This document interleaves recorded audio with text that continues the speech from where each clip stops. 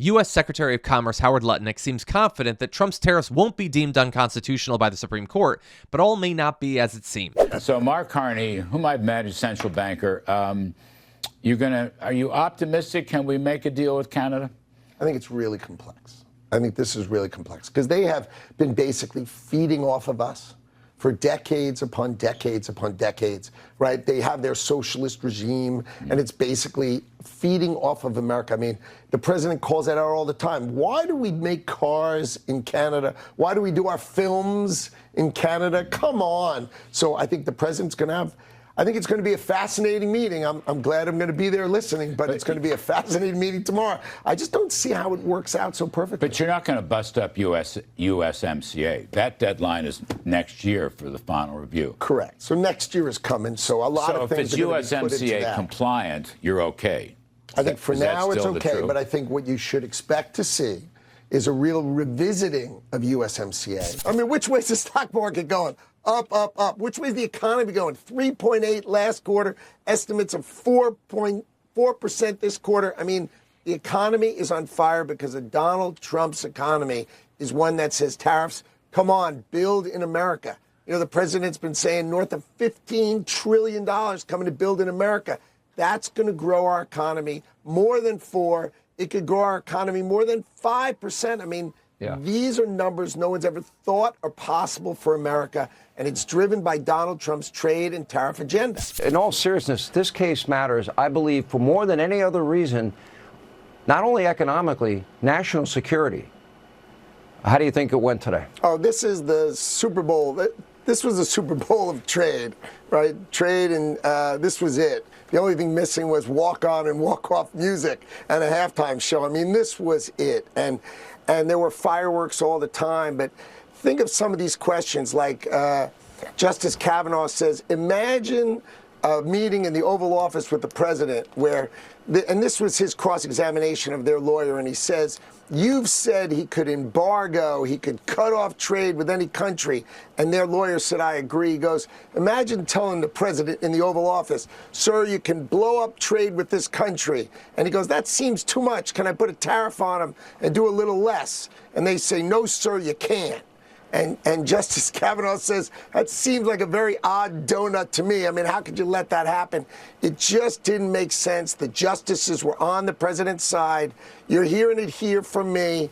President Trump is going to win this case. The president is using these tariffs. This is by a justice. The president is using these tariffs to end the war in Russia and Ukraine, right? He's told India, stop buying oil. If you take these powers away from the president, he can't make the world and the United States of America a safer place. I think the justices know it.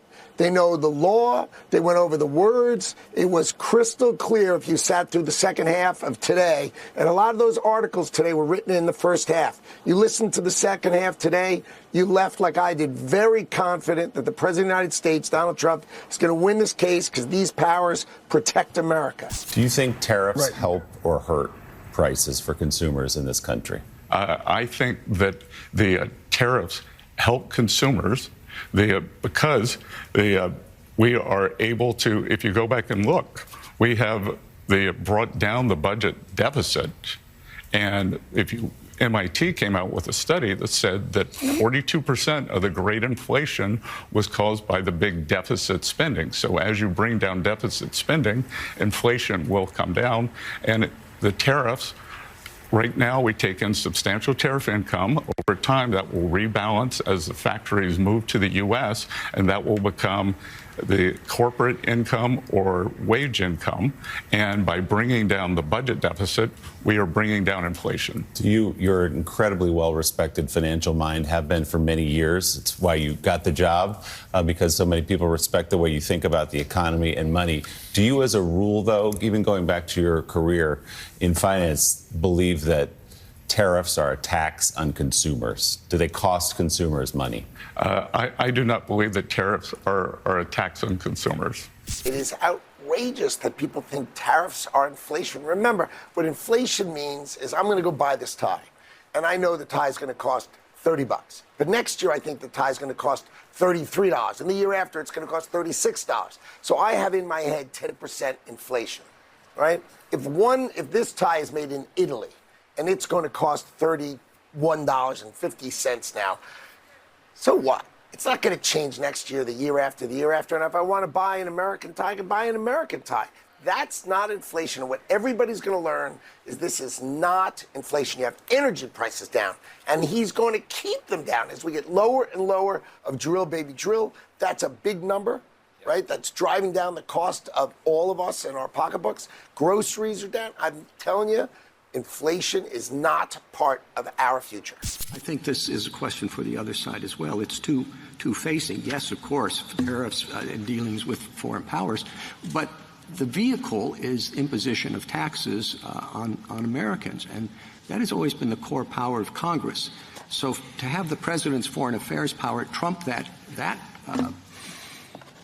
basic power for Congress seems to me to kind of at least neutralize between the two powers, the executive power and the legislative power. Let me say two things in response to that. First, the notion that the taxes are all borne by Americans and are not borne by foreign producers whose goods are imported is empirically, there's no basis for that in the record. It's actually a mix. Well, who pays the tariffs? If a tariff is imposed on automobiles, who pays them? Typically there'd be regardless of who the importer of record is, there'd be a contract that would go along the sort of line of transfer that would allocate the tariff, and there'd be different. Sometimes the foreign producer would pay them. Sometimes the importer would bear the cost. The importer could be an American, could be a foreign company. A lot of times it's a wholly owned American subsidiary of a foreign corporation. So it gets allocated. The empirical estimates range from like 30% to 80% of like how much is borne by Americans. I mean, it's been suggested that the tariffs are responsible for significant reduction in our deficit. I would say that's raising revenue domestically. There certainly is an incidental and collateral effect of the tariffs that they do raise revenue, but it's very important that they are regulatory tariffs, not revenue-raising tariffs. And the way you can see this, I think, if you look at this policy is by far the most effective if nobody ever pays the tariffs. Trump seems keen to pressure SCOTUS into ruling in favor of letting the tariffs stand, as he keeps touting these totally unapproved, highly unlikely $2,000 checks as a way to sweeten the bitter pill of healthcare premiums skyrocketing and tariffs raising the costs of basically everything. But there's absolutely no legal basis for this sort of stimulus check, and seemingly no concrete plans to actually make it a reality. Howard Lutnick, on the other hand, may be less worried about the very likely scenario of SCOTUS declaring the tariffs unconstitutional. Lutnick made his money running the investment bank Cantor Fitzgerald, stepping down to take the role as Trump's Commerce Secretary. That company, which is now run by his sons, is offering clients a way to cash in if the tariffs get struck down. And if that sounds like a massive conflict of interest, Senate Finance Committee Ranking Member Ron Wyden and Senate Banking, Housing, and Urban Affairs Committee Ranking Member Elizabeth Warren thought so too. They wrote to Brandon Lutnick, CEO of Cantor Fitzgerald and Howard Lutnick's son, saying, Cantor has created a litigation finance product that places the company in the position of betting that courts will strike down Trump's tariffs. Given that one of the purported architects of President Trump's tariff policy is Commerce Secretary Howard Lutnick, your father and the former chairman and CEO of Cantor Fitzgerald, LP, the firm's actions raise obvious conflict of interest and insider dealing concerns. If the Supreme Court rules Trump's tariffs unlawful, companies that paid import duties could apply for refunds.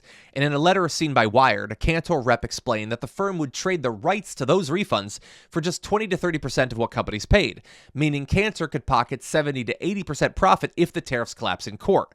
Publicly, he's been calling tariffs a huge win for the U.S. economy and totally above board. But privately, his family's firm is setting itself up to make an absolute killing if the whole thing falls apart. The grifting truly never ends in this administration.